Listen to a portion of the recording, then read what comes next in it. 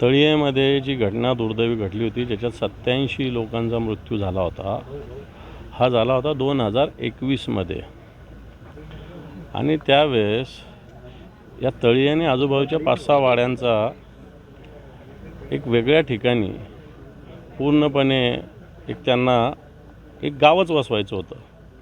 जवळपास 271 घरं त्याच्यासाठी आवश्यक आहे।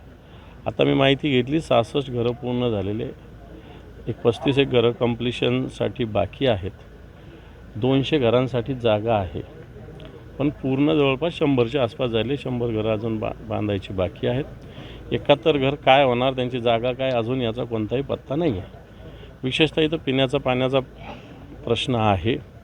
सरकारकडे प्रलंबित प्रस्ताव आहे। सांगण्याचा मुद्दा की अशा घटना वारंवार या राज्यात घडतात। तळीला घडल्या, मागे माळीण या गावात घडल्या होत्या, पुणे जिल्ह्यात कर्जतजवळ इर्शालवाडीला अशी घटना घडली। आणि मग अशा घटनेपासून आपण काही शिकलं पाहिजे। अजूनही एका गावचे लोक इथं राहायला आले, पण आजूबाजूच्या जे 4-5 वाड्या आहेत तिथले लोक त्यांच्याच गावात राहतात। आता मला वाटतं सरकार पुन्हा एखादी घटना व्हायची वाट बघते का, हा एक प्रश्न निश्चित सरकारला, मी याच्यात राजकारण करू इच्छित नाही, पण तो सरकारने जर योजना बनवलेली आहे तर ही योजना लवकरात लवकर पूर्ण झाली पाहिजे, अशा प्रकारची भावना सगळ्यांची आहे, इथल्या नागरिकांची, इथल्या गावकऱ्यांची।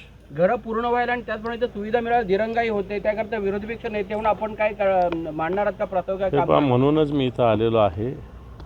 मी एवढ्या सगळ्या दुर्गम भागात याच्यासाठीच येऊन पोहोचलेलो आहे की मला इथल्या वेदना माझ्या कानावर आल्या, मान्य उद्धवजी ठाकरे साहेबांच्या कानावर आल्या होत्या।